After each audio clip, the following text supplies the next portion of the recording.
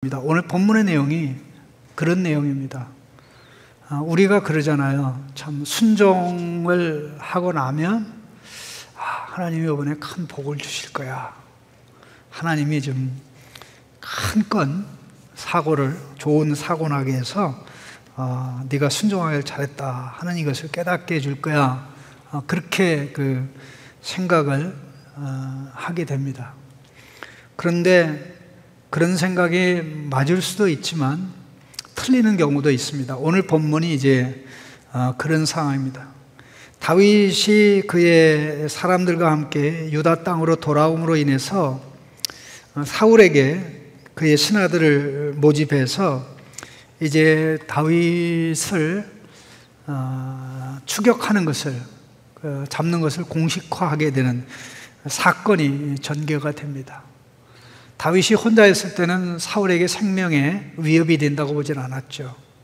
그러나 다윗과 사람들이 함께함으로 인해서 언제든지 자칫 잘못하면 그들이 왕을 공격해서 왕이 죽임을 당할 수 있다라는 터무니없는, 그러나 얼마든지 그런 이야기를 만들어낼 수 있는 상황이 된 겁니다.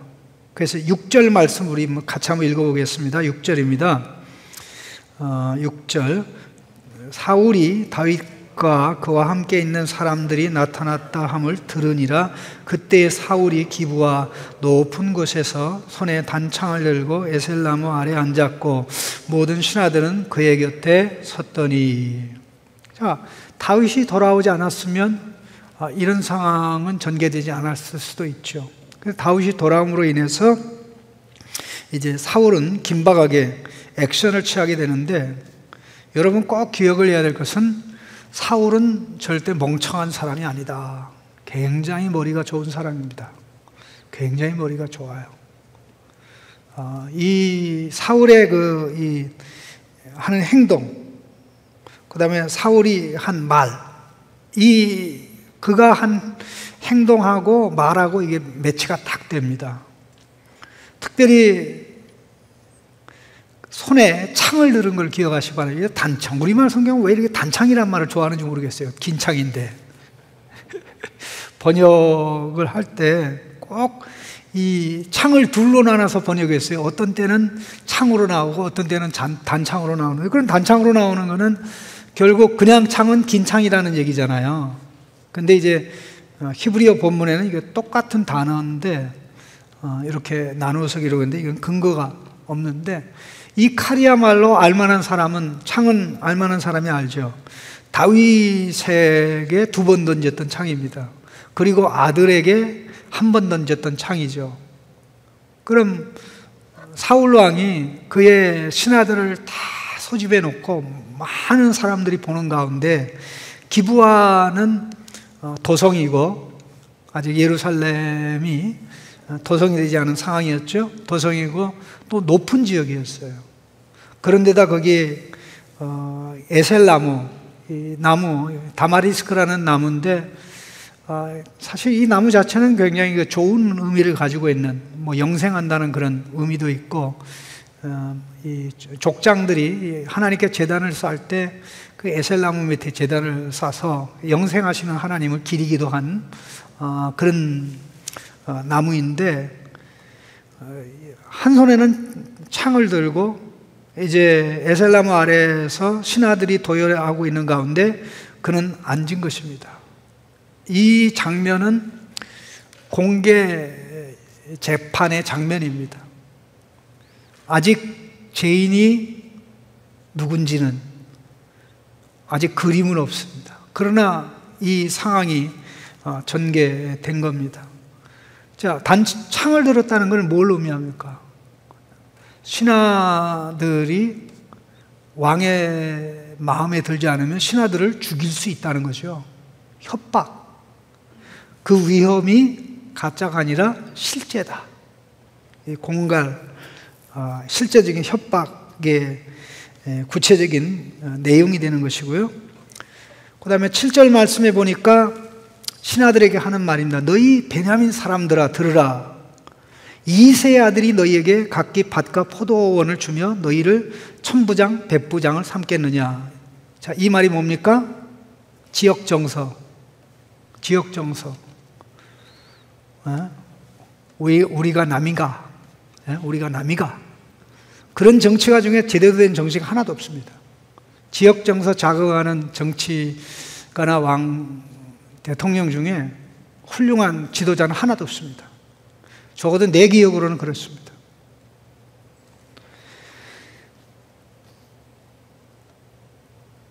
너희들이 지금 나로부터 혜택을 받아서 지금 너희 중에 일부는 천부장이고 백부장이고 나한테 또 밭이나 포도원을 하사받았는데 다윗이라면 너에게 줄 수가 없어. 다윗은 유다 지파야.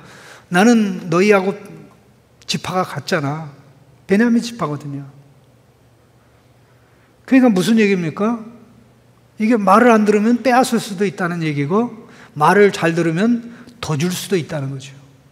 그럼 이 두 가지 내용, 하나는 협박이고 위협이고 또 하나는 유혹과 미혹이죠.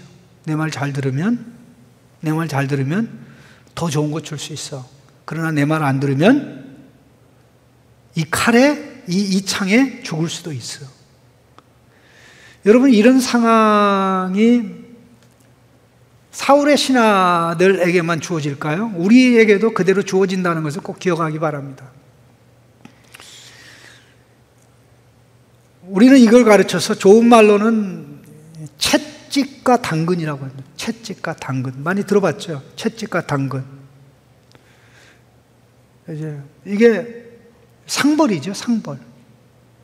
말 안 들으면 벌 주겠다. 말 잘 들으면 상 주겠다. 예? 그 모든 상황에서 이러한 원리, 이러한 전략은 하나님이 천지를 창조할 때부터 있었습니다. 이건 하나님도 이 원리를 사용하셔요. 하나님이 불순종하면 잘 된다고 그랬어요? 안 된다고 그랬어요? 안 된다고 그랬죠. 그냥 불순종할 생각하지 말라는 거죠. 그러면 순종하면 어떻게 된다고 그랬어요? 잘 된다고 그랬잖아요. 권면하는 거죠. 그러니까 이 원리 원칙은 잘못된 게 아니고 어떤 목적으로 쓰냐에 따라 다른 거죠. 하나님이 하시는 그거는 우리에게 유익을 주기 위함이죠. 우리를 바른 길로 가게 하기 위함이죠. 그 하나님의 원리를 건강한 정부가 쓰지 않습니까? 그 정부의 기능이 뭡니까? 악을 징벌하고 선을 포상하는 것이죠. 그래서 정부의 칼을 보고 나쁜 짓을 하면 안 되겠구나. 그 다음에 옳은 것을 해야 되겠구나. 정부가 이제 건강할 경우는 그런 것이죠. 근데 요즘은 뭐 정부보다 더 센 민노총 같은 데가 있어가지고 정부 꼭대기에 올라가 있는데 나라면은 나 가만 안 놔둡니다. 하나님은 가만 안 놔두시겠죠. 사탄이 쓰는 전략이 이 전략입니다. 이제 원래는 이게 하나님에게서 출발했는데 하나님만 이 전략을 우리의 유익을 위해 쓰시고 나머지는 다 잘못된 방향으로 씁니다. 사단이 쓰는 전략이 여기에 공갈 협박, 그 다음에 유혹, 미혹인데 우리는 이걸 계시록을 통해서 확인하는 게 뭡니까? 바로 짐승의 협박의 방법이에요. 공갈, 협박이죠. 내 말 안 들으면 그냥 짐승이 뿔로 받아버리죠. 근데 뿔이 하나가 아니야, 10개야. 예? 한 번 받으면 10명이 뿔에 꽂힐 수 있어요. 그게 얼마나 무시무시합니까? 그런데다 사탄이 쓰는 전략이 뭡니까? 내 말 들으면 그 절세미인, 그야말로 바벨론이라는 그 미인을 아름답게 장신한 모든 걸 다 주겠다는 거 아닙니까? 모든 걸 다 주겠다는 거 아닙니까? 이 두 가지 방법을 그때그때 지혜롭게 잘 쓰는 거죠. 사실 이 독재자가 그 정권을 유지하기 위해서 이 방법을 씁니다. 단지 공갈 협박해가지고 잡아 죽이는 것으로 정권이 오래 유지가 되지 않습니다. 자기 세력들을 먹여 살려야 되고 책임져야 되고요. 선물 줘야 되고요. 꿈에 상상하지 못하는 선물을 안겨줘야 돼요. 지금 북한이 이 코로나 때문에 이게 다 무너지고 있는데, 여러분 북한 경제에 원칙이 있는데 이 국가 재정에 7대 2대 1이라는 재정 원칙이 있어요. 여러분 알고 있습니까? 7대 2대 1이라는 재정 원칙이 있는데 뭐냐면, 돈을 벌잖아요. 국가 수입이 되잖아요. 그러면 7은 김정은이 거예요. 7은. 둘이 당의 것이에요. 그리고 나머지 1은 그거 사실 번 사람들의 손으로 가는 거죠. 그러니까 온 백성이 굶어 죽는 한이 있어도 독재자는 거기에 영향받지 않죠. 그러면 이 7을 가지고 뭐 하느냐? 고가 선물 그런 거 다 사가지고 이제 나누어주고 베푸는데, 지금 작년부터 코로나가 돼서 이 북한의 모든 경제가 올스탑되고 장마당이 멈춰버리고, 또 심지어는 어부들이 동해 바다에서도 서해 바다에서도 고기를 못 잡아요. 코로나가 감염된다고 그래가지고 다 막아가지고 지금 난리가 나는 그런 상황인데, 그러니까는 국가에 이 하사 선물을 하사해줘야 되는데 선물이 안 되니까 결국 이제 못 살겠다, 이런 상황이 전개되는 거죠. 하나님이 이참에 그냥 통일 선물로 주시면 얼마나 좋을까 속으로 이렇게 생각하는데, 결과가 어떻게 될지는 아무도 몰라요. 그러나 하나님의 손아귀 있다. 하나님의 손아귀 있다. 사람들은 이러한 공갈 협박하고 또 유혹이라는 상황에 언제든지 놓이게 됩니다. 회사에서 또 개인과 개인계 관계에서 어떤 결정을 할 때 둘 중에 하나에 배척하든가 수용하든가. 그러니까 오늘 본문을 이게 그때 당시에만, 그러니까 지금으로부터 3000년 전에 있었던 일이죠. 다윗이 예수 그리스도 등장하기 1000년 전에 활동했던 인물이니까 3000년 전에 있었던 일로 이렇게 생각하면 안 되는 것입니다. 자, 그런데 얼마나 사울 왕이 머리를 굴려가면서 이야기를 합니까? 8절 말씀에 너희가 다 공모하여 나를 대적하며 내 아들이 이새의 아들과 맹약하였으되 내게 고발하는 자가 하나도 없고, 나를 위하여 슬퍼하거나 내 아들이 내 신하를 선동하여 오늘이라도 매복하였다가 나를 치려 하는 것을 내게 알리는 자가 하나도 없다. 근데 신하들이 아무도 말을 안 해요. 너희가 다 공모하여 나를 대적했다. 이게 사실입니까? 사실 아닙니까? 이 말을 듣는 신하들이 그래요? 나 그렇게 한 적 없는데. 나 그런 적 없는데.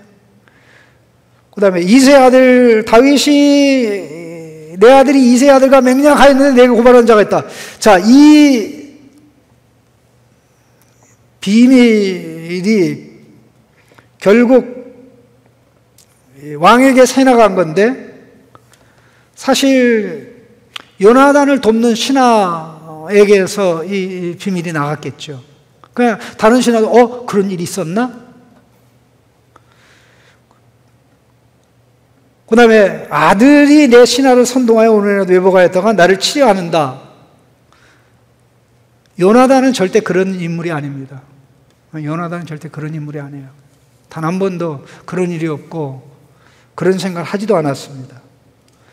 그런데 나만 홀로 있다. 나만 홀로 있다. 몇 번 얘기해요? 2번 얘기하죠. 고발하는 자 하나도 없고, 알리고 오는 자 하는 자 하나도 없고, 중간에 나를 슬퍼하는 자 하나도 없다.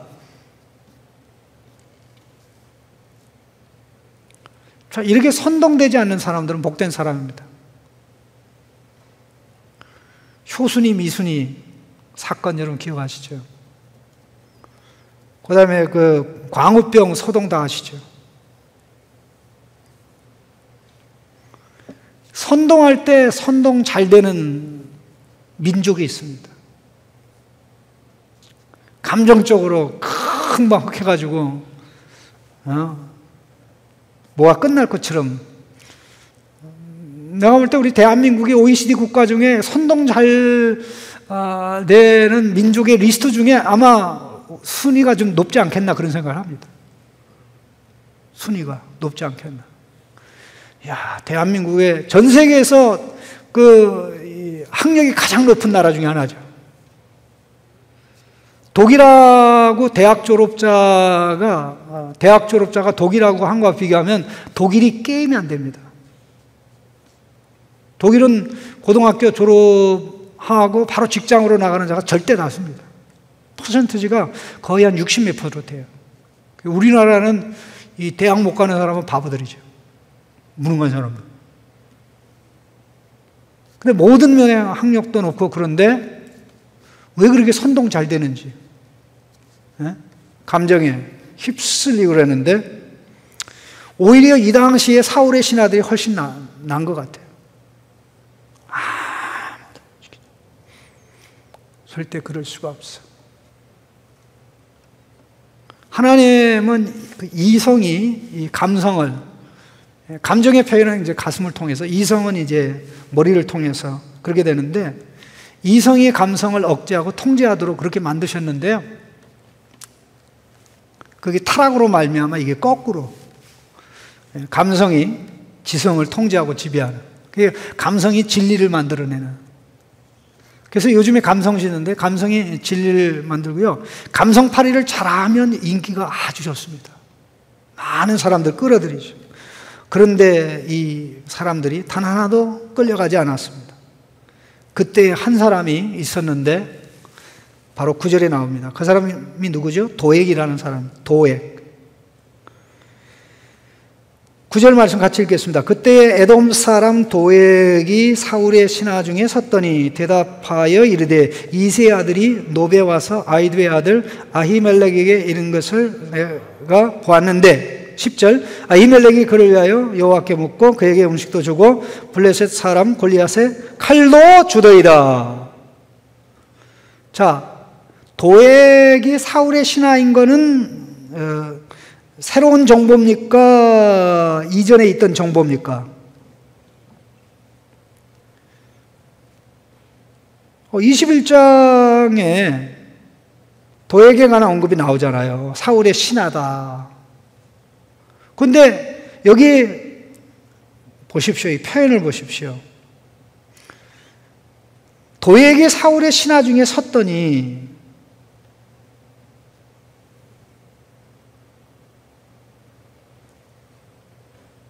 도액이 사울의 신하인 걸 아는데 왜 또 이 언급을 하나? 사실 그때 에돔 사람 도액이 가로 열고 사울의 신하 중에 섰더니 가로 닫고 이렇게 해도요 문장의 흐름에 전혀 문제가 없습니다. 이미 그 도액이 사울의 신하라는 것은 21장 6절의 부분에 이미 나와 있기 때문에 빼도 박도 못해요. 그런데 왜 그렇게 얘기했을까? 그는 사울의 다른 신하와 구별된다는 것이죠. 어떤 점에서 구별되냐면 그는 이방 사람이잖아요. 그런데다가 그는 베냐민 지파가 아니잖아요. 그러면 베냐민 지파가 아닌데도 또 이스라엘 백성이 아닌데도 사울로부터 은혜를 입었잖아요. 그러면 그에게 사울의 손에 들려있는 창은 무엇을 의미합니까? 내가 자칫 잘못하면 개죽음 당하겠구나. 그러나 아무도 지금 나서지 않는 상황에서 내가 왕의 편에 서면 내 운명이 바뀔 수도 있구나. 예? 이 공갈하고 공갈 협박과 당근 전략인 내가 어마어마한 거 줄 수 있어. 내 말 잘 들으면 내 편에 서면 줄 수 있어.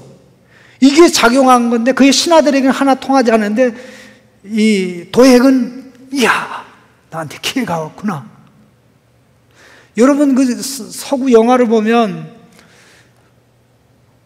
꼭 은행 강도지 요번이 끝이야 하고 하는데 끝이 아니죠. 이제 아무도 없는 섬나라 그 지중해로 가든지 아니면 그 바하마 남미 쪽으로 가서 할 거야 하는데 일이 꼬여가지고 개고생 하다가 결국 잡혀서 감옥에 가는 그런 장면들을 보는데, 도액은 기회를 잡은 겁니다. 내가 출세할 길이 있다. 내가 왕에게 은혜를 입었는데 이제 말아야지 하면서 아주 간단하게 말합니다. 그가 말한 내용이 뭐냐면, 내가 봤습니다. 다윗이 아히멜렉에게 이런 것을 봤습니다. 그런데 다윗이 왔다는 말을 안 하고 이새의 아들이 노베에 와서 아히멜렉에게 이런 것을 봤습니다. 여러분 기록을 보세요. 성경을 자세히 읽어야 되는 이유가 여기 있습니다. 자, 6절 말씀에 사울이 다윗과 그와 함께 있는 사람들이 나타남을 들으니라 이렇게 돼 있잖아요. 그리고 7절에 사울이 곁에 있는 신하들이 이르되 너희 베냐민 사람들아 들으라, 이새의 아들이 이렇게 나오잖아요. 다윗을 깔아뭉길 때 하는 말이 이새의 아들이라는 표현입니다. 그러면 왕이 사용하는 이 표현을 8절에 또 나오잖아요. 자, 7절에 이새의 아들이, 8절에 내 아들이 이새의 아들과 맹약하였으되, 자, 9절에 왕이 말을 그대로 받아서 이새의 아들이 노베에 와서 아히두베의 아들 아히멜렉에게 이런 것을 내가 보았는데,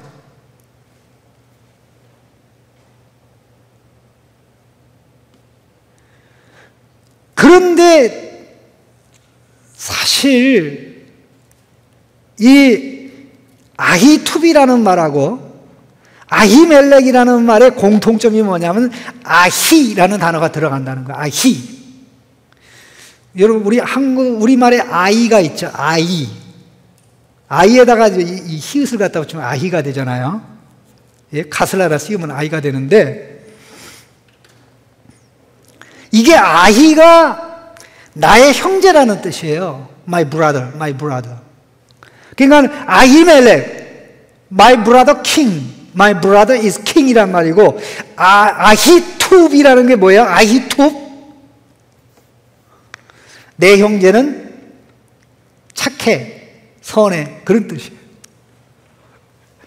그러니까 이 말을 듣다 보면 사울에게는 다윗이 왕이고 다윗이 선한 것으로 들릴 수 있는 가능성이 너무나 많아요.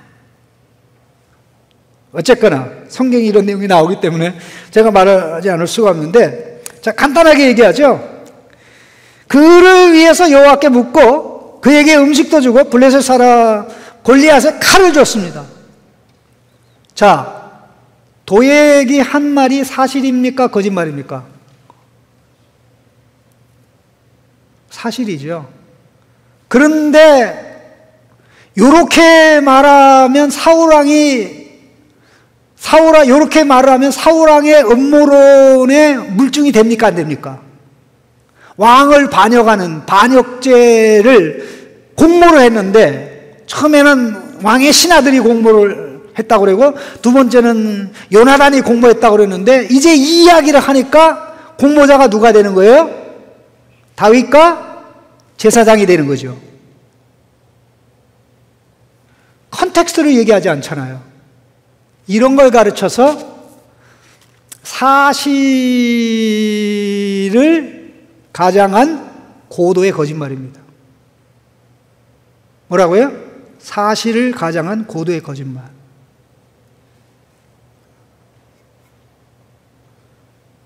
우리 내용을 다 알잖아요. 배고파 죽겠다. 며칠 동안 먹지 못했습니다. 왕의 금명을 받아서 이렇게 됩니다. 그러니까 음식 주십시오. 그것도 일반 음식이 아니라 일반 음식이 먹을 수 없어서, 먹을 만한 게 없어서 이제 진설병을 주지 않았습니까? 자, 칼을 아히멜렉이 먼저 줬어요. 왕의 임무를 행하는데 또 무기도 없이 왔네요. 이거 가져가세요. 그거 아니잖아요. 그래가 완전히 그 왕의 영모의 공모라는 주장에 물증을 딱 제공하니까 더 이상 물을 것도 없죠. 불러와. 대제사장과 그 수하의 제사장들 다 불러와. 그래서 값이 불러왔던 것입니다. 그래서 우리가요, 어떤 사실을 말할 때 문맥을 빼고 정황을 빼고 그 사실을 얘기했는데 그게 뻥튀기처럼 태워져서 예상 밖의 반응이 나오면 그건 거짓말로 보면 됩니다.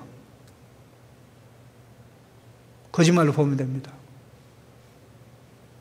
그래서 우리는 굉장히 조심해야 돼요. 그래서 내 사실하고 사실에 대한 나의 해석하고 구분해야 돼요. 내가 어떤 것을 얘기할 때 오해할 가능성이 있기 때문에 그 배경을 할 수 있으면 제공을 해야 됩니다. 그래야 오해하지 않을 거 아닙니까? 근데 뭐 나쁜 뜻으로 얘기한 것도 아닌데 또 이렇게 듣다가 잘못 들을 수 있거든요. 그래서 잘못 들은 것을 바로 들은다고 생각할 수도 있거든요. 가시바 언젠가 7월 달에 우리 재직회를 했는데 그 재직회 끝날 무렵에 내가 좀 이런 이야기를 했어요. 혹시 예배는 안 드리고 재직회 시간에만 들어오는 성도님들이 있다는 이야기를 들었는데 나는 그게 사실이 아니기를 바라고 만일 그게 사실이라면 그건 참 부끄러운 일입니다. 그렇잖아요. 성도가 예배 드리러 와야지 예배는 안 드리고 재직회에 감시하러 들어온다 그러면 이게 얼마나 정말 말도 안 되는 얘기잖아요. 그런데 그렇게 이야기를 했는데 나중에 내가 재미난 얘기, 나중에 어떤 분이 듣기는 어떻게 들었다고 얘기하냐면 예배 안 드리고 재직회 때 들어오는 사람이 있어. 내가 기분 나쁘다. 내가 기분 나쁘다.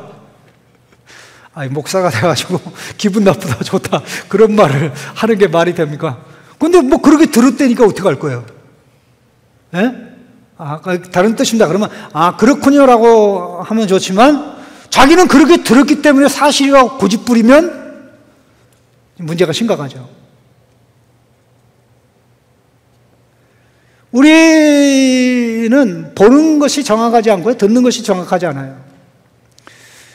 여러분 1, 2, 3 타워 있잖아요. 그 롯데타워. 이게 괴물이에요. 내가 왜 괴물이라냐면 이게 거의 그 경기도 일원에서는 거의 다 보여요. 예? 여러분 경부고속도로로 들어와가지고 신간 톨게이트 쪽에 들어오면은 날씨 좋은 날 제일 잘 보이는 게 뭐예요? 1, 2, 3 타워요. 자전거를 타다가도 분당에서 이렇게 이 탄천을 따라서 이렇게 쭉 오면 아주 그냥 웅장하게 보이는 게 그 1, 2, 3 타워예요. 그런데 그 탄천을 따라 쭉 내려다가 오면 이게 어떻게 보이냐면은 그 자전거 도로는 오른쪽에 있어요. 근데 탄천이 이쪽에 있고. 근데 그 1, 2, 3 타워는 탄천을 건너야 가는 곳으로 그렇게 계속 보여요. 그러니까 무슨 얘기냐면 내가 본다고 그게 보는 게 정확한 게 아니라는 거예요. 분명히 강 건너에 있다면 내가 건너에 있으니까 건너에 있는 거요? 건너지 않은 데 있는 거예요? 눈에 보이는데 건너편에 있는 거로 보이는 거예요. 그러면 전제가 있어야 되죠. 그 전제가 뭡니까? 이 길이 직선이다. 그 전제가 있어야 돼요. 그런데 우리는 그런 건 생각도 안 하고 내 눈에 그렇게 보였기 때문에 사실이야. 그만큼 사람들이 저를 포함해서 여러분도 포함해서 사람들이 지혜가 부족합니다. 모든 것을 종합적으로 보고 판단하고 인식을 해야 되는데 그렇게 하지 않는 것이죠. 그래서 예수님의 특징이 뭐냐면요, 예수님을 높이 평가한 것 중에 하나가 나는 보는 대로 말하지 않고 듣는 대로 말하지 않는다. 보는 대로 판단하지 않고 듣는 대로 판단하지 않는다. 꼭 그 사실 여부를 확인하고. 여러분, 창세기 11장의 기록 중에 정말 환상적인 기록이 하나 있는데 이게 참 굉장히 재미나면서도 우리에게 하나님께서 주시는 그 권면이 있어요. 그 창세기 11장의 내용이 뭐냐면, 인간이 이제 하늘 끝까지 올라가는 바벨탑을 썼잖아요. 흩어지지 않으려고. 그런데 하나님께서 천상에서 회의를 하면서 우리가 그게 사실인가 내려가서 보자 그러잖아요. 그래 안 그래요? 내려가서 보자라고 그러잖아요. 근데 그게 하나님을 위해서 필요한 거예요? 우리에게 필요한 거예요? 하나님은 정확하게 다 보셔요. 그러나 하나님을 인간의 관점에서, 하나님이 하시는 일이 인간의 관점에서 표현한 거예요. 하나님은 오판하는 경우가 없다. 왜곡하는 경우가 없다. 판단이 잘못되는 경우가 없다. 그러니까 하나님을 닮아가는 사람, 하나님 백성으로 사는 사람은 오판하고 그릇된 판단, 잘못 들은 것을 바로 들었다고, 잘못 본 것을 바로 봤다고 하고 그렇게 나가서는 안 된다는 거죠.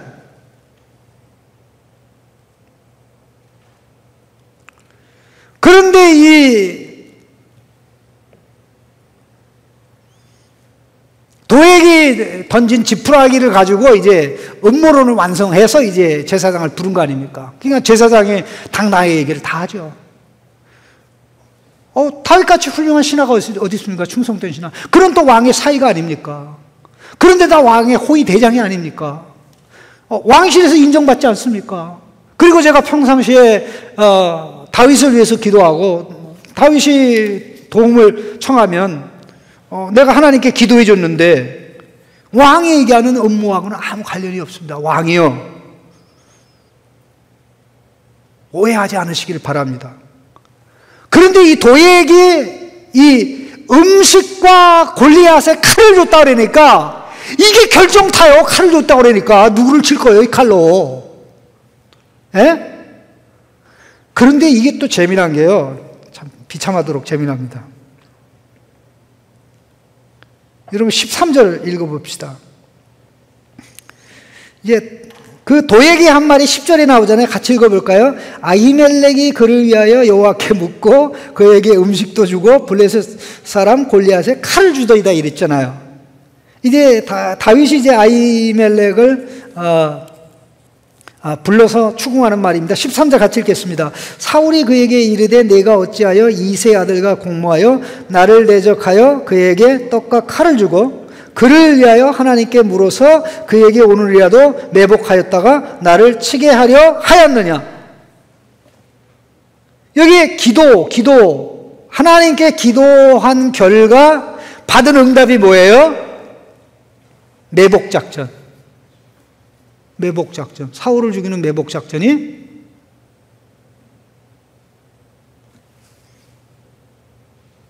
아히멜렉이 기도하고 하나님께 받아서 다윗에게 전해준 거죠. 그 매복작전의 결정적 물증이 뭐예요? 골리앗의 칼이죠. 이렇게 무서운 겁니다. 이렇게 무서운 겁니다. 이제 참 감사하게도 거기 있는 신하들은 단 하나도 그걸 사실로 받아들이지 않습니다. 이제 호위병들에게 더 이상 말할 것 없다. 호위병들에게 이야기합니다. 죽여. 그냥 죽이라고 그러는 게 아니에요. 참 기가 막힌데 17절 말씀 보세요. 왕이 좌우의 호위병에게 이르되 돌아가서 누구를 죽이라? 여호와의 제사장들을 죽이라. 저 공무한 제사장들을 죽이라가 아니라 여호와의 제사장들을 죽이라. 여호와의 제사장들을 죽이라. 그들도 다윗과 함께하였고, 원문에는 그들의 손이 다윗과 함께하였고, 그들의 손이 다윗과 함께하였고, 그들이 다윗이 도망한 것을 알고도 알리지 아니하였어요. 다윗이 도망한 거 알았어요, 몰랐어요? 다윗이 와서 거짓말했잖아요. 왕의 특명을 받아서 급하게 오는 바람에 이렇게 배가 고프고 장비도 무기도 없다고. 그래서 제가 그 부분을 얘기하면서 그러지 않습니까? 다윗이 애지장터 노브로 간 게 문제다. 거기를 안 갔으면 이런 일이 벌어지지는 않죠. 그러나 거기 간 이상은 사실을 말할 수가 없죠. 왜? 사실을 말하면 다윗이 임금한테 얘기해야 되잖아요. 그 제사장들이 얘기해야 되잖아요. 에? 그러니까 사실 얘기해도 죽게 생겼고, 결국 다윗이 거기 왔던 이상 이제 이런 위험이 전개되는데, 그들은 참 부끄럽지 않죠. 어떻게 보면 이들은 순교자입니다.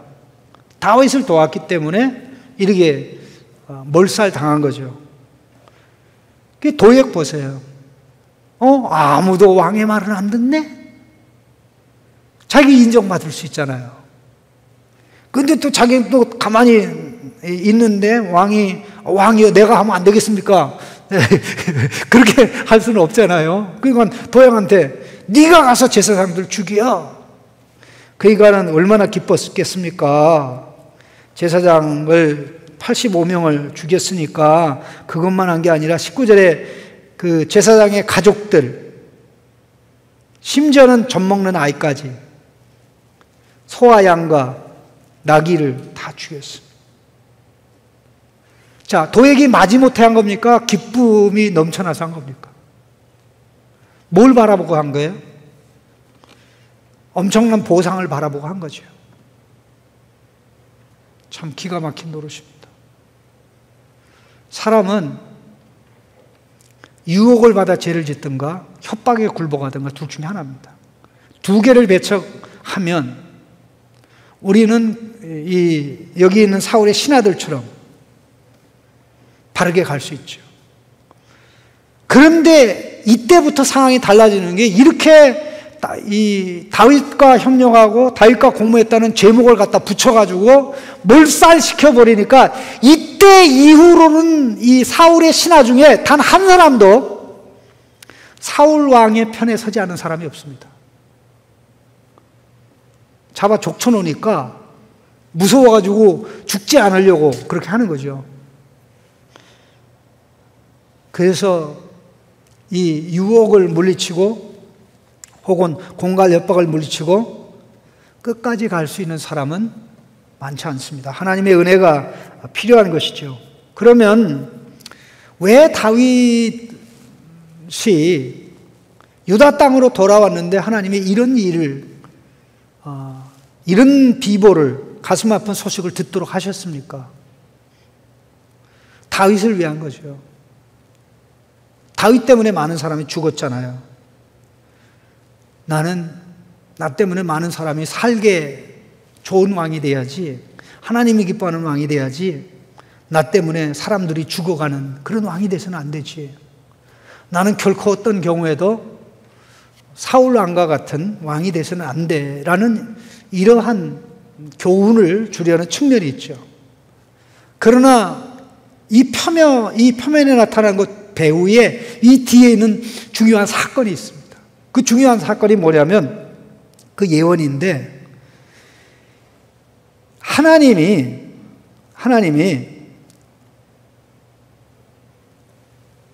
사무엘이 어렸을 때 엘리 제사장 가문에 대해서 심판을 예언한 적이 있습니다. 자, 2장 31절 33절입니다. 2장 우리 사무엘상입니다. 같이 읽겠습니다. 보라, 내가 내 팔과 내 조상의 집 팔을 끊어 내 집에 노인이 하나도 없게 하는 날이 이를지라. 이스라엘에게 모든 복을 내리는 중에 너는 내 처소에 환난을 볼 것이요 내 집에 영원토록 노인이 없을 것이며 내 제단에 내가 끊어버리지 아니할 내 사람이 내 눈을 세잔하게 하고 내 마음을 슬프게 할 것이요 내 집에서 출산되는 모든 자가 젊어서 죽으리라. 엘리 제사장의 죄 때문에, 좀 더 정확하게는 엘리의 두 아들들이 그 하나님의 제사 제도를 개무시하고 온갖 죄를 범하는데 하나님의 사람이 나타나서 경고했지만 무시했죠. 또 하나님이 마침내 어린 사무엘을 통해서 경고를 했죠. 그럼에도 불구하고 이게 지켜지지 않았기 때문에 남은 건 뭡니까? 하나님의 경고 예언이 성취되는 것밖에 없죠. 그 예언이 성취된다는 결정적 물증이 뭐냐면, 법궤를 전쟁터에 가지고 나가서 블레셋과 싸울 때 두 제사장이 죽은 사건 아닙니까? 내가 반드시 이걸 이룰 거야. 그리고 나서 한 30여 년쯤 지나서 엘리 제사장 가문, 제사장 85명, 그 아히멜렉을 포함해서 85명이 제사장만 죽은 게 아니라 그의 자식들도 아내들도 심지어 가축까지 다 죽은 겁니다. 오일하게 살아난 사람이 아히멜렉의 아들 아비아달이죠. 하나님의 말씀은 이루어집니다. 하나님의 심판의 예언은 잠자지 않습니다. 때가 되면 이루어집니다. 자, 그러면 다윗이 지금 갓 선지자의, 사무엘의 제자 갓 선지자의 말을 듣고 유다 땅으로 돌아왔어요. 자, 그 말을 듣고 돌아온 게 잘한 거예요? 돌아온 게 잘못한 거예요? 돌아와서 슬픈 소식을 들었지만, 이런 일이 전개됐지만, 내가 선지자의 말대로 한 게 잘한 거구나. 하나님의 말씀을 이루어지는구나. 근데 그뿐만 아니라 그 예언에는 민족의 미래에 대해서 말씀하는 중요한 내용이 있습니다. 그게 2장 35절인데, 내가 나를 위하여 충실한 제사장을 일으키리니 그 사람은 내 마음, 내 뜻대로 행할 것이라. 내가 그를 위하여 견고한 집을 세우리니 그가 나의 기름 부음을 받은 자 앞에서 영구히 행하리라. 엘리 제사장 가문을 대신할 충성된 제사장을 세워 하나님께서 세울 기름 부을 왕을 잘 모필하여 하나님의 집을 아름답게 이끌어간다는 거죠. 그런데 여기에 기름 부음 받은 자가 누굽니까? 다윗 아니에요. 다윗이 지금 훈련을 받고 있잖아요. 그런 걸 보면 이 심판의 말씀이 이루어졌다면 이제 새로운 지도자가, 제사장이 세워지고, 그 제사장은 결론적으로 이야기하면 사독이라는 제사장입니다. 사독. 다윗 왕을 도와서 기가 막히게 역사하고, 이 아비아달은 이제 솔로몬 때에 완전히 이제 제거가 되죠. 그러고 보면 이 사울왕과 같은 끔찍한 왕, 또 그 왕명을 받는 도액과 같은 그런 참 말도 안 되는 인물이 행한 말도 안 되는, 그야말로 천벌을 받아 마땅한 그 자체가 결국 하나님의 심판적 뜻을 이루는 도구의 역할을 했다는 것이죠. 그렇다면 하나님의 말씀은 단 하나도 땅에 떨어지지 않습니다. 하나님의 말씀을 무시해가지고 우리가 유익을 얻을 수 있는 건 하나도 없죠. 우리가 이 하나님이 정한 자연 법칙을 어겨가지고 몸이 건강한 사람 봤습니까? 네? 중력 법칙을 어겨가지고 10층에서 떨어져. 나는 괜찮아. 어쩌다가 실수로 살아남을 수도 있겠지만, 한번 살아남았다고 또 떨어져. 이게 하나님이 정한 법칙이죠.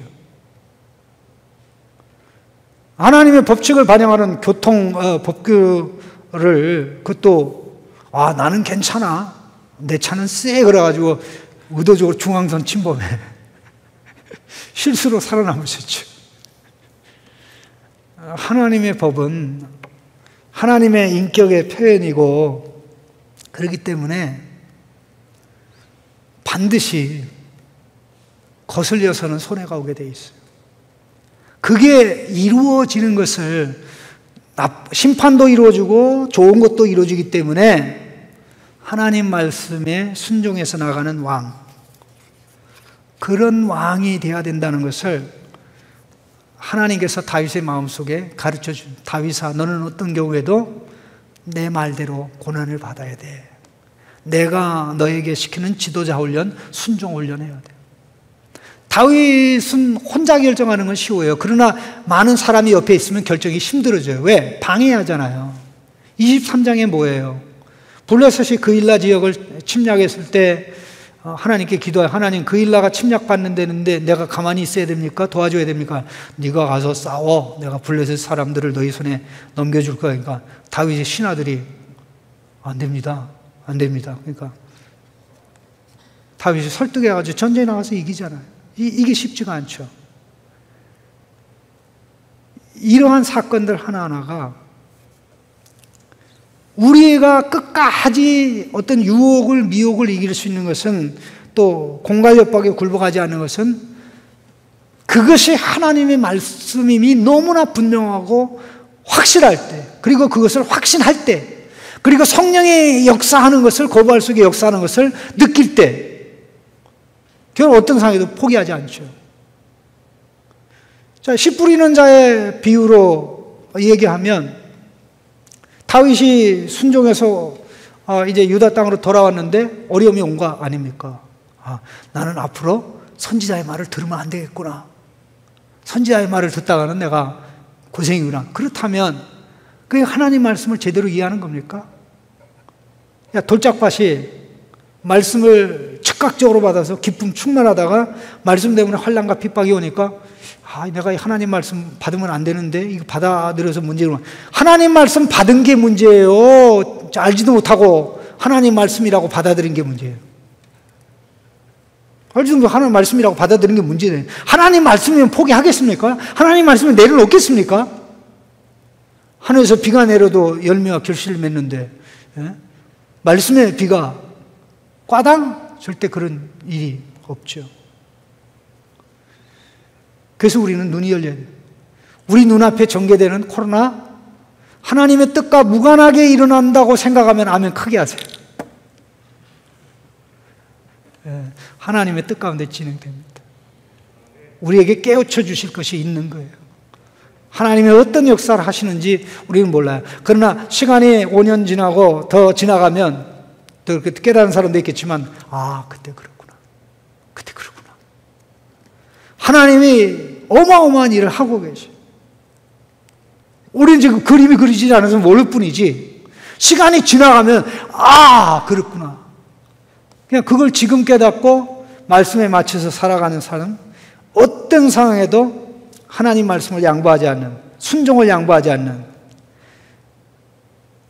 예수님이 그 길을 가는 성도야말로